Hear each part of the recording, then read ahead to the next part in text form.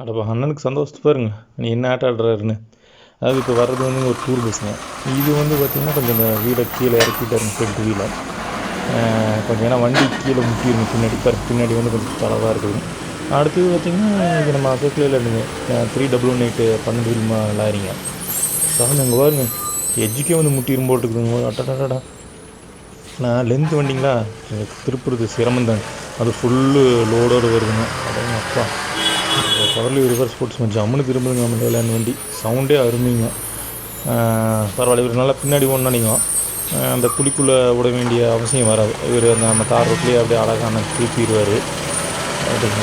ஜம்முன்னு திருப்பிட்டாருங்கோ.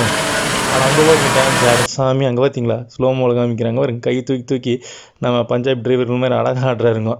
அதாவது இந்த தொழில் ரொம்ப சிரமம் ஜாஸ்திங்க. அப்படி இருந்துங்க இப்படி பணியை வந்து அனுபவித்து அதில் ஒரு சந்தோஷம் பார்த்தீங்களா. உண்மையாகவே டிரைவர் என்ன கிரேட்டு.